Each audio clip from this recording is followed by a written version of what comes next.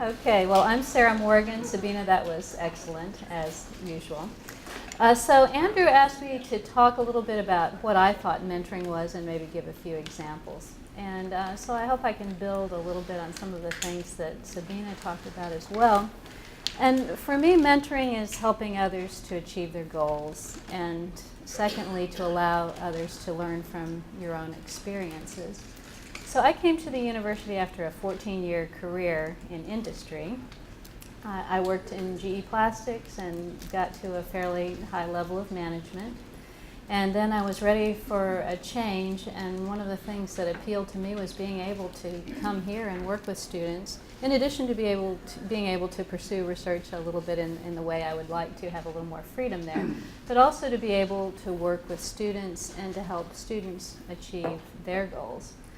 And I would be remiss not to say that Sabina was a huge help to me when I came here in helping me to navigate the different rules that there are in the university life compared to industry, helping to introduce me to people.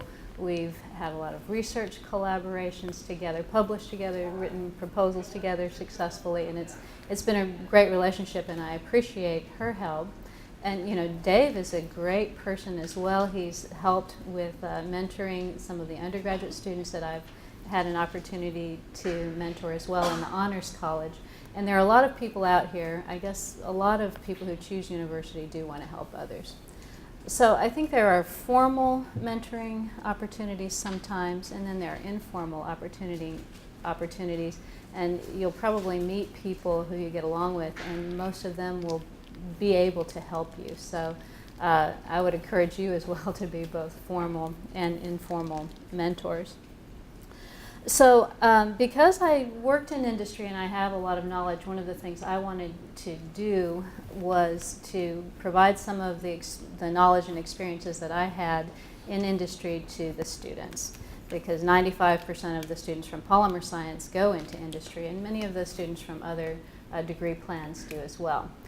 And one of the things that I thought was important was to establish some sort of professional mentoring group for women students in science and engineering, because as Sabina alluded to earlier, I was the first woman professor in polymer science, and I believe she was the only woman professor in chemistry when I came. Maybe one other was there, and there are a couple more now. So there are few women role models for women in science and engineering.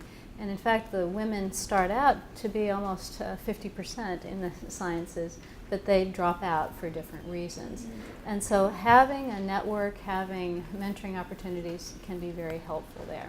So I started a group in Women in Science and Engineering that's open for all women students. It's actually open for any students who want to join, but mostly women students do, in the College of Science and Technology. So that is one place where we can build a network, we can provide professional mentoring opportunities, and also it can be sort of a safe place to talk about some of the challenges that people have. For some reason, women students say, well, how can I get a PhD and still have children? Well, I don't think that there is something to do with fertility that's related to getting a PhD. And it's very rare that a man student will come to me and say, how can I have children and get a PhD? So just a different viewpoint that people have.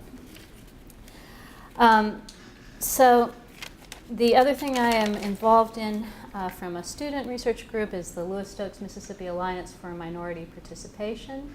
And that is an undergraduate group that is funded by the National Science Foundation, and my role is to help identify internships and opportunities in business and industry and government for those students.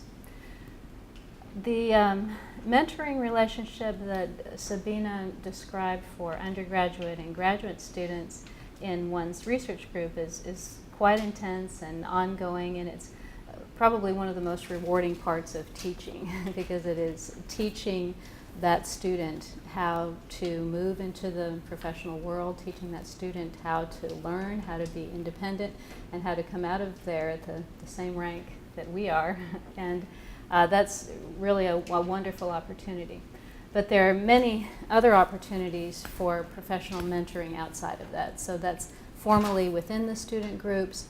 I have also offered informal seminars and interview skills, writing a resume, presentation skills that students have found to be pretty helpful when they're going out into industry and trying to find a job. And I've also developed a course in statistical design of experiments, which is something that is very commonly used in industry when one has to take the research and turn it into a product and take it through the manufacturing cycle, and students have liked that as well. It resonated with me also when Sabina mentioned sometimes we have a positive role, positive feedback that we can give students, and oftentimes we have to give some negative feedback or some recommendations for improvement. And many times the students don't really hold it against us in the long run when we hold them to a certain standard. So unfortunately I've had a couple of incidents where students have actually lied to me who were working for me within the laboratory. And one of the things that Sabina mentioned is there has to be trust both ways. And it's important to make sure if something like that happens that it is stopped, because the student has to learn that that's not a way to succeed in life. And those students eventually were able to recover, both of those students were able to recover and move on into something else. And they also did not hold that against me, but I think they were glad that they realized that they couldn't fabricate data or behave in a way that was not going to be professionally acceptable, and they were able to turn it around and move in a different direction. I think it's also important that if anybody offers you an opportunity to get some mentoring, go for it. I was able to go to a couple of National Science Foundation workshops. Even though I wasn't a really, really young assistant professor, they welcomed me there. I was starting a new career, and those were quite useful. Things like this I hope are useful as well. The final thing I guess I'd like to talk about is don't be afraid to offer professional advice to students, because as Sabina mentioned, students come from all sorts of different backgrounds, and many of them don't know a lot of the things that are necessary to succeed in life. Many of them don't know how to shake someone's hand, how to respectfully greet someone, how to write an email. You know, I've had emails that say, "Hey, this letter is due tomorrow. Please send it in." You know, instead of, and then it's important to tell that student, no, you need to say, "Dear Dr. Morgan, thank you for agreeing to write this letter. I'm sorry I'm asking you at the last moment, but could you please turn it in tomorrow?" So things like that. It's just so important to talk to students. Many students have never been on an airplane before. They've never been in a big city. I traveled with a student to New York, and she got out of the taxi on the traffic side of the road. So students need to be told a lot of things, and generally they don't mind if you tell them something, especially if you say it in a way like, "Oh, I know you probably know this, but please don't get out of the taxi on the traffic side of the road," or "Please don't wear blue jeans to this important conference that we're going to go to." So I think it's important to not be afraid to tell them on the one hand. And on the second hand, if something happens where it just doesn't work, there are some times when you're not the right person to mentor a student. So that's a time to maybe suggest that they go and talk to someone else. So that's all I have to say, and let me turn it over to Dave.